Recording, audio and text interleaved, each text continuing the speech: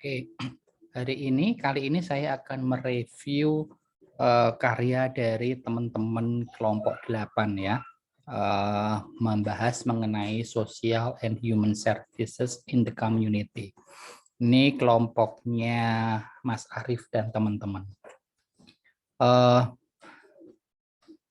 Mengenai tampilan PPT-nya ya, saya tidak akan bahas banyak-banyak. Ini tampilan PPT-nya bagus sekali. Tidak terlalu audiens itu tidak kebanjiran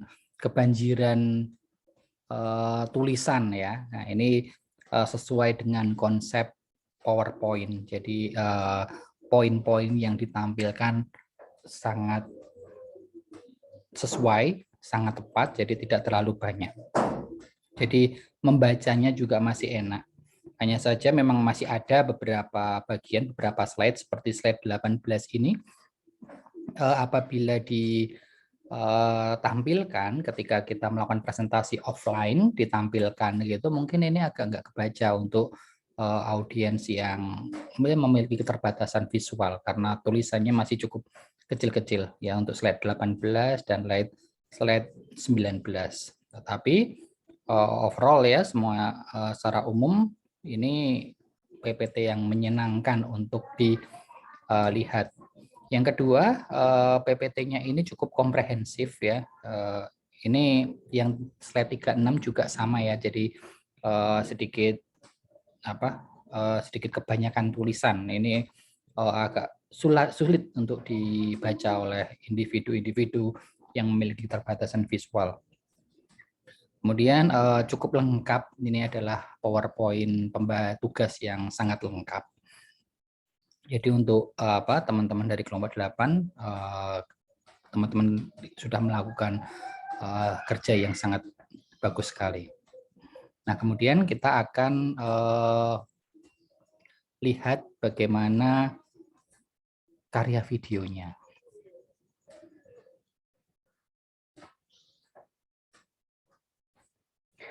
Assalamualaikum warahmatullahi wabarakatuh. Halo teman-teman, kembali lagi berjumpa dalam mata kuliah Psikologi Komunitas kelas 33F. Kali ini kami akan menyampaikan satu buah materi yaitu tentang Human and Social Services in the Community. Ini ada 36 menit. Nah, nanti akan saya skip saja.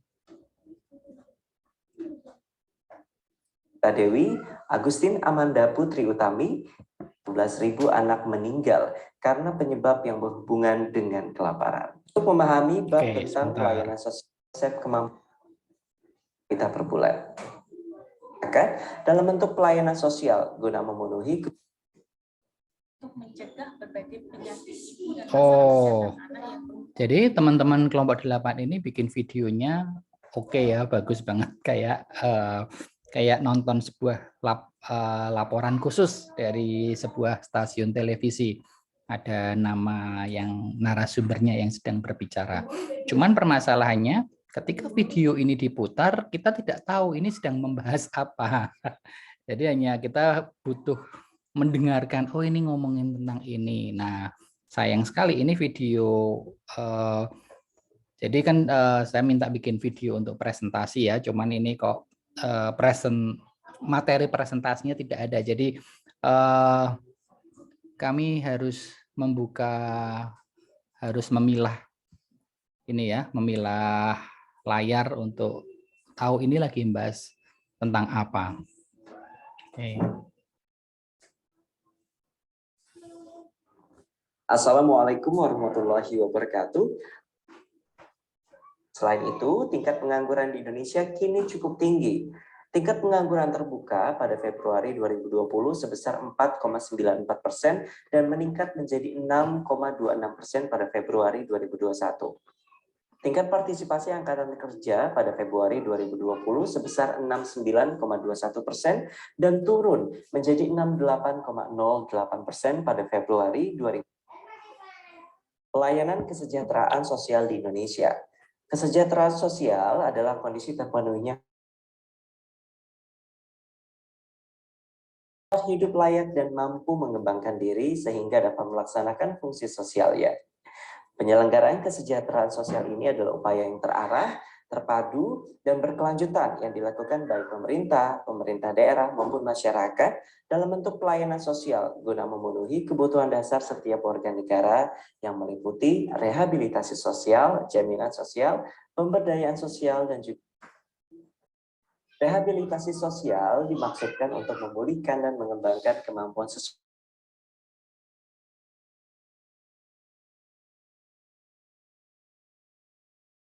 motivasi dan diagnosis psikososial, perawatan dan pengasuhan, pelatihan vokasional, dan pembinaan kewirausahaan, dan lain-lain. Sedangkan jaminan sosial adalah skema yang melembaga untuk menjamin seluruh rakyat agar dapat memenuhi kebutuhan dasar hidupnya yang layak dan dimaksudkan untuk menjamin fakir miskin, anak yatim piatu, dan lansia telantar, penyandang cacat fisik dan atau mental, ex penderita penyakit kronis yang mengalami masalah ketidakmampuan sosial ekonomi dalam bentuk asuransi kesejahteraan sosial dan bantuan langsung yang berkelanjutan, serta untuk menghargai para pejuang, perintis kemerdekaan, dan juga keluarga pahlawan atas jasa-jasanya dalam bentuk tunjangan yang berkelanjutan. Pemberdayaan sosial adalah upaya untuk menjadikan warga negara yang mengalami masalah sosial untuk kembali mempunyai daya, sehingga mampu memenuhi kebutuhan dasarnya. Yang dimaksudkan dalam hal ini adalah memberdayakan seseorang, keluarga, dan masyarakat ataupun kelompok agar dapat mandiri, serta meningkatkan peran serta lembaga dan atau perseorangan sebagai potensi dan sumber daya. Pemberdayaan sosial ini dilakukan melalui peningkatan kemauan dan kemampuan, penggalian potensi, sumber daya, dan nilai-nilai dasar, serta melakukan pemberian akses dan atau bantuan dana usaha. Lalu, perlindungan sosial adalah upaya untuk mencegah dan menangani risiko guncangan dan kerentanan sosial yang dilaksanakan melalui 3 skema, yaitu bantuan sosial dalam bentuk langsung, penyediaan aksesibilitas, dan atau penguatan kelembagaan. Kedua, advokasi sosial dalam bentuk penyadaran hak dan kewajiban, pembelaan serta pemenuhan hak, serta ketiga yaitu bantuan hukum dalam bentuk pembelaan dan konsultasi hukum. Pada kesempatan kali ini saya akan menjelaskan mengenai penganiayaan anak.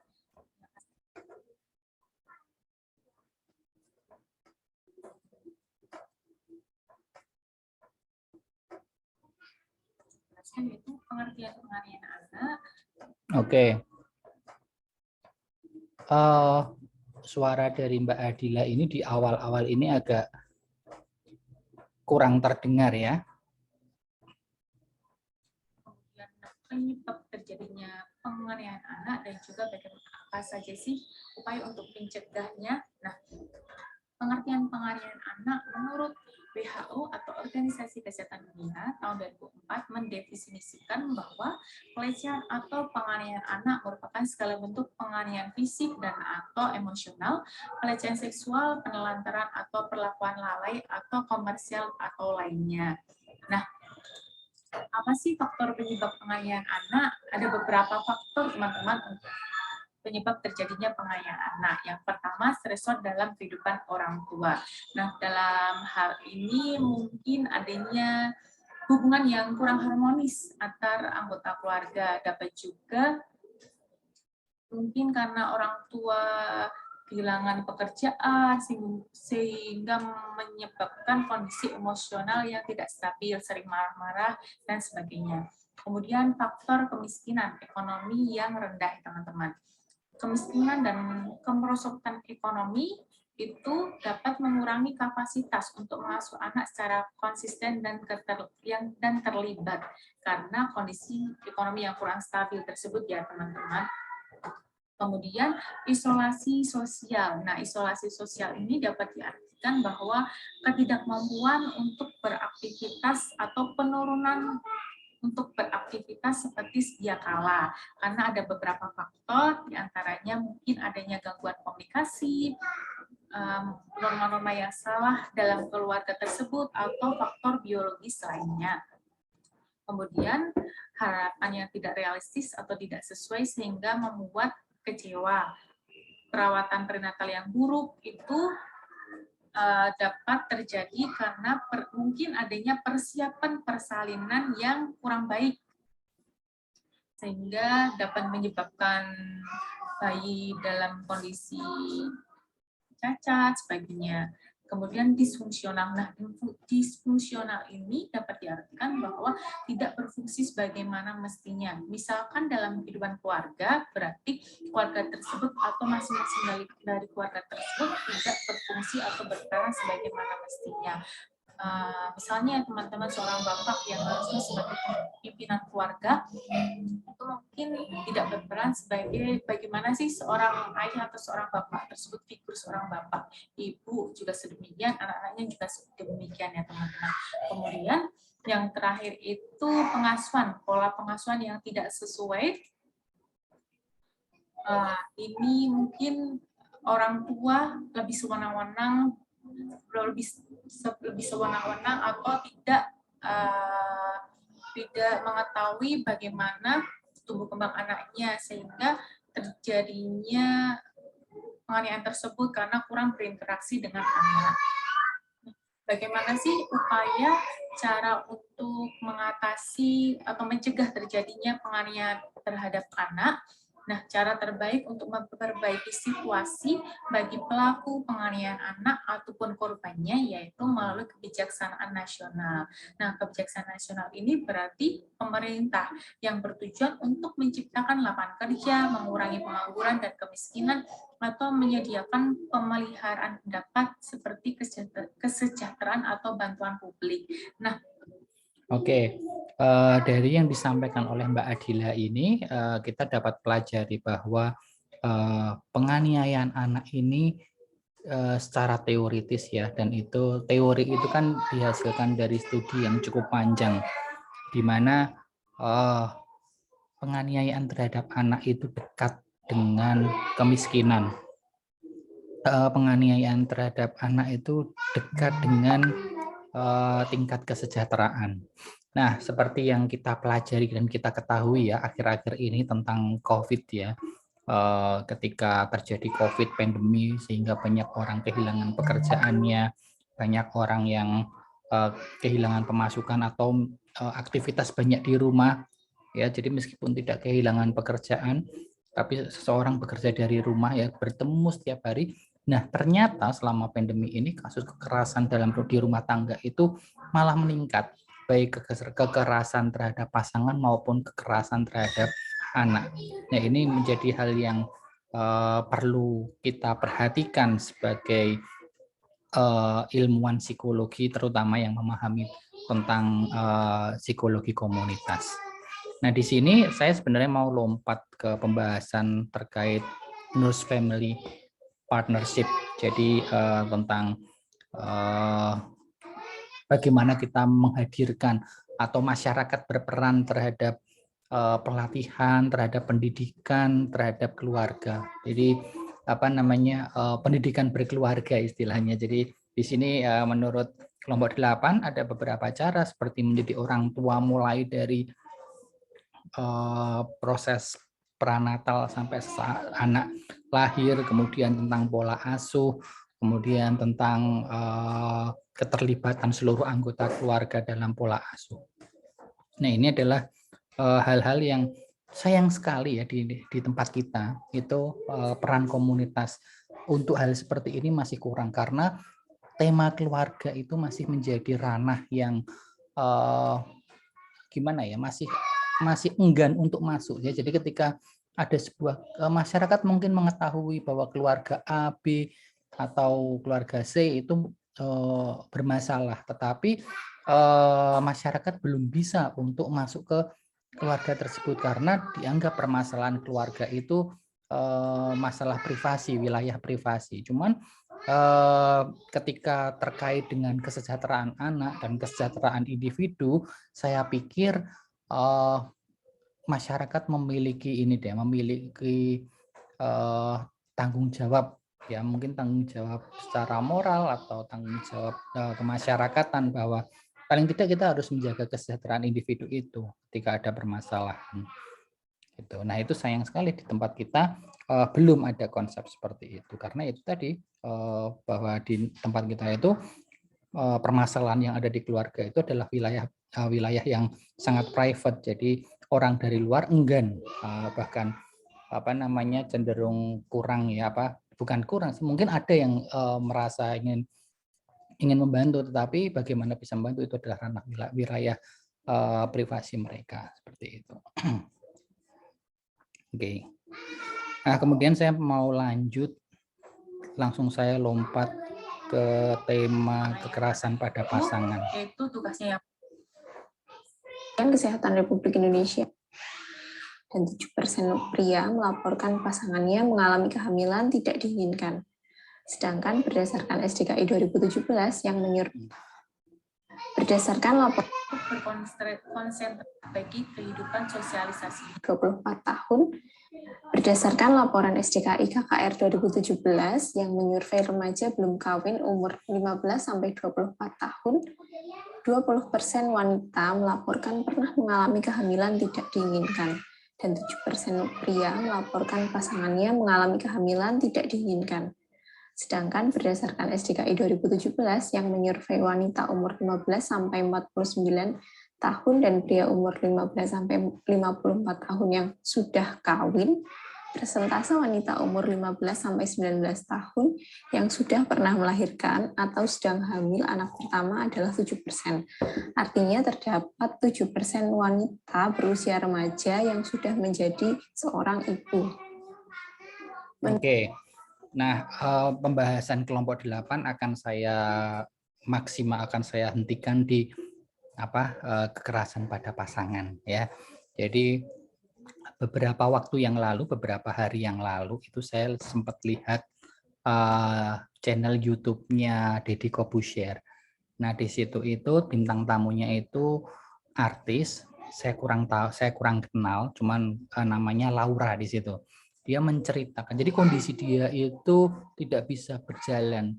Jadi di video itu sempat dilihat untuk masuk ke ruangan podcastnya Deddy itu dia harus digendong. Nah, di situ diceritakan bahwa dia habis mengalami kecelakaan lalu lintas yang cukup parah sehingga menyebabkan dia seperti itu. Tetapi poinnya bukan di kecelakaannya itu, tetapi perlakuan dari pasangannya yang belum menikah ini, jadi pacar namanya. Cowoknya itu yang melakukan kekerasan secara fisik maupun secara emosional di situ. Jadi bahkan yang membuat saya heran itu adalah ada beberapa yang membuat saya heran di situ. Yang pertama, si cowok ini menurut cerita di tempatnya Deddy itu, si cowok ini dan keluarganya itu bahkan dia menjalani kehidupan itu dengan menggunakan uang dari mbaknya ini gitu. Dan bahkan ketika mbaknya ini di rumah sakit itu kalau saya tidak salah ingat itu masnya ini sama keluarganya yang cowok itu yang maksa untuk ayo keluar dari rumah sakit. Jadi bukannya keluarga dari mbaknya. Ingat sekali lagi ini adalah pasangan yang belum menikah, jadi masih pacaran doang, tapi udah sampai seperti itunya. Dan herannya ini kejadian kekerasan itu sudah berlangsung beberapa kali. Tetapi mbaknya ini mengatakan atas nama bucin itu dia tidak bisa melepaskan masnya itu, padahal udah jelas-jelas melakukan kekerasan secara fisik, kekerasan secara mental. Kekerasan secara fisik ya, kalau misalnya fisik itu tidak terlalu parah ya dia bisa sembuh, tetapi kekerasan mental itu kok tidak dirawat dengan baik itu bisa meninggalkan luka batin sampai entah kapan. Nah, heran saya itu tadi. Jadi yang pertama adalah ini sampai secara finansial ibaratnya ya, yang cewek ini membiayai yang cowok dan keluarganya. Kemudian yang kedua, udah sampai digituin, tapi tetap belum mau berpisah, belum mau meninggalkan si cowoknya itu. Jadi ada hal yang membuat saya heran. Ini gimana sih di tempat kita itu ada kasus kayak gini. Dia dilukai, disakiti. Nah itu tapi masih mau, sampai akhirnya kejadian seperti ini barulah akhirnya dia mbaknya itu mau berpisah. Bukannya saya menyalahkan pihak ceweknya, tapi ini banyak terjadi ya di masyarakat kita seperti itu, baik cowok baik cewek ketika sudah hubungannya sudah toksik tapi masih dipertahankan ya. Jadi sekali lagi ini adalah hubungan yang belum menikah ya, baik cowok ataupun cewek ketika hubungannya sudah toksik, sudah ada saling menyakiti, siapapun korbannya, yang cowok pun yang cewek, kalau masih dipertahankan, saya sendiri masih heran dan seperti itu tuh, kenapa masih dipertahankan ya kayak gitu itu. Nah, saya jadi punya pemikiran dari kasus itu, bahwa untuk UAS besok ya teman-teman, kalau misalnya saya lupa, tolong diingatkan untuk UAS besok. Mungkin saya tidak akan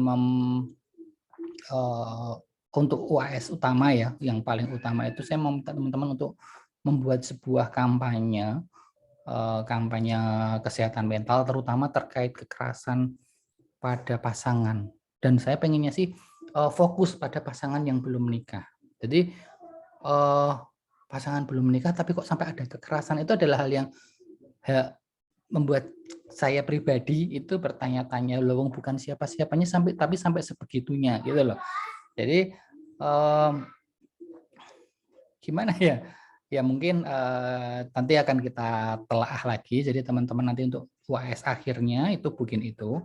Cuman tetap nanti di UAS akhir itu saya tetap akan mengasih teman-teman soal. Cuman ya soal itu hanya sebatas untuk membantu meningkatkan nilai teman-teman mungkin yang kemarin kurang bagus ya, tapi tetap UAS utamanya nanti tolong kalau misalnya saya lupa, saya diingatkan kita membuat kampanye.